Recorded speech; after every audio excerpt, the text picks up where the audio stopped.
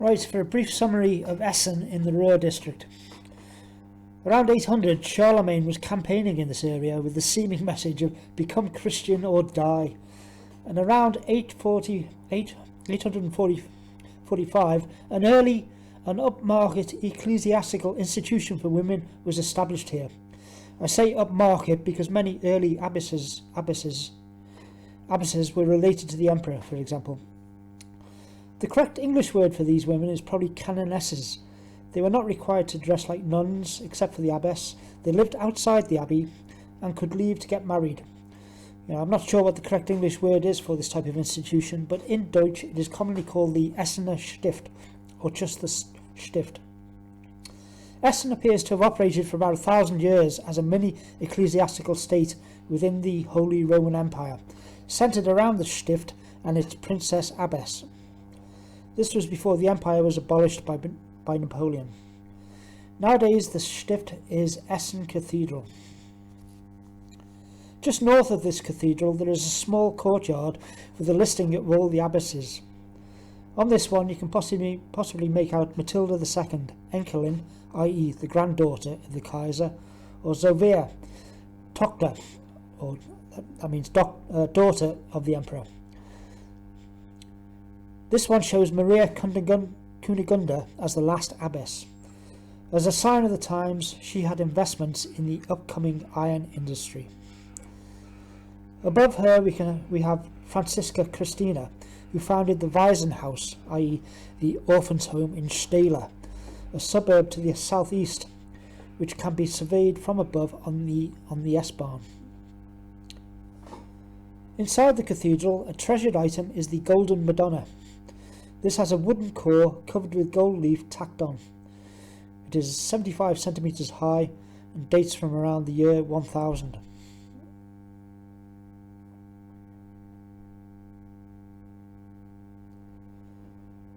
Here are some more pictures from outside, some taken around Christmas time.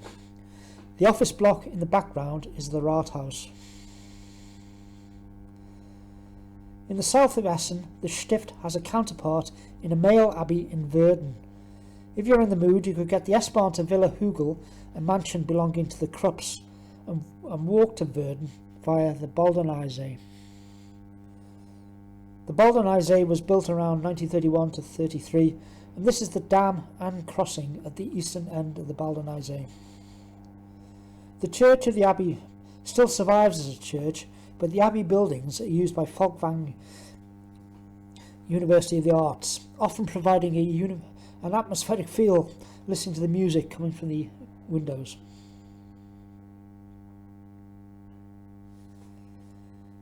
As you can see, the abbey dominates the immediate area. These pictures are from the general region of the Verden S-Bahn station, which you can use to reach the abbey directly if you are not in the mood for a walk. Back to the centre again. When I said Essen was an ecclesiastical mini-state, the situation was a bit more confusing. A town council came into being and a seemingly comic situation arose when this town council decided that Essen should become Protestant, a situation which no doubt turned to tragedy during the 30 Years' War. This church, the Marktkirche, stands on the site of the first Protestant church, which the Protties managed to consolidate for themselves after several decades of trying. I can't actually say that this church was the first one for the Protestants, but precisely because like many of the buildings around here, this church was built after the last war. To the right you can see the statue of Alfred Krupp, the so-called Cannon King, under whose reign Krupp was established as a major concern. This statue is now back in its original site after being located somewhere less public for many years after being uprooted during the war. This statue appears to be regularly vandalised, as you can see here. Further to the north lies Berliner Platz, where the large Limbecker Platz shopping centre lies on the site of the Limbecker Gate, a former entrance to the town. An entrance to the Hellweg, if you're a bit more knowledgeable about the area. Looking to the west from Berliner Platz, you can see a couple of buildings surviving from the former Krupp Works, which had its entrance here. One became the grandly named Colosseum Theatre, although it is no longer used as a theatre, and another is a car park for IKEA.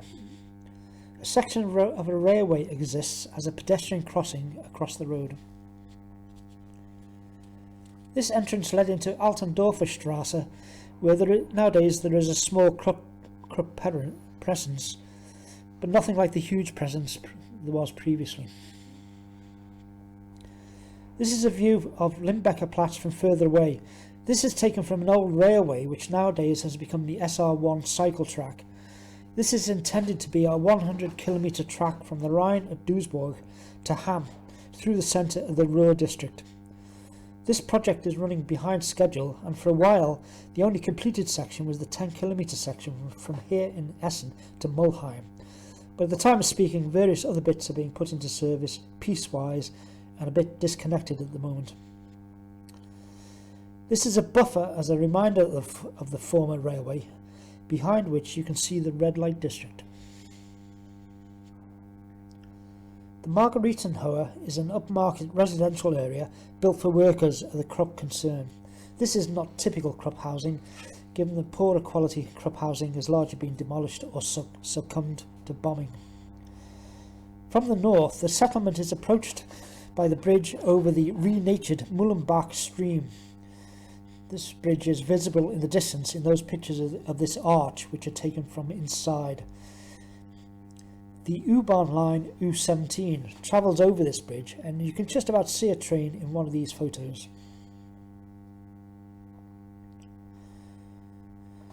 The tracks turn to the left, i.e. to the west, towards the terminus.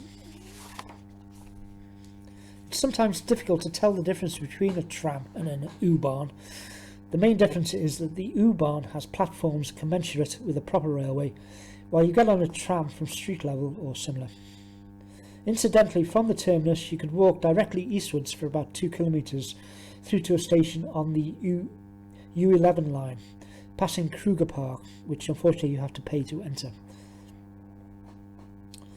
This Stonehenge-like edifice was actually built by the Nazis to commemorate the struggle against socialist organisations during the 1920s.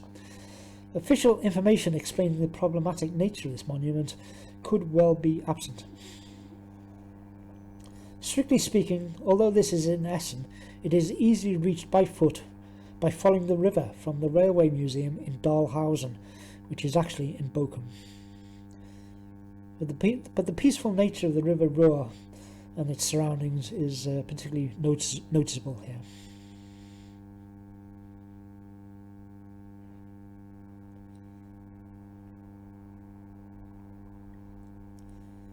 Behind and above this monument is Haus Horst and its ruins. This is on the U-Bahn line U18, which runs between Mulheim and Berliner Platz via Essen Central Station. For a while, it travels along the central reservation of the A40 Autobahn, the Ruhr-Schnellweg. As it approaches Essen, 3 bridges carry a well-known commentary from the World Cup final in 1954, where the winning goal was scored by Helmut Rahn of Rot-Weiss Essen. The first bridge says Rahn musste schießen, i.e. Rahn must shoot. The second says Rahn schießt, i.e. Rahn shoots. And the third one says Tor, Tor, Tor, goal, goal, goal.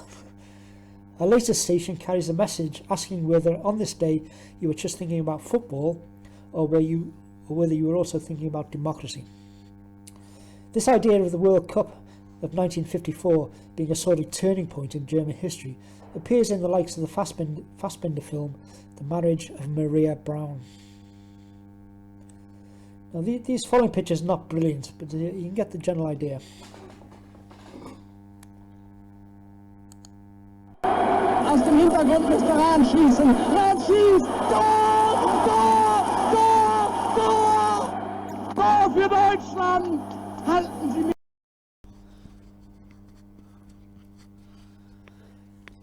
Right, well, thank you if you managed to make it all this way. If you want to know more about the Ruhr district, can I refer you to my book as shown here, which you can, further details can be received on this website, bd99.co.uk. And if you look on my YouTube site, there are more videos on the Ruhr district as well. So thank you, and cheers for now.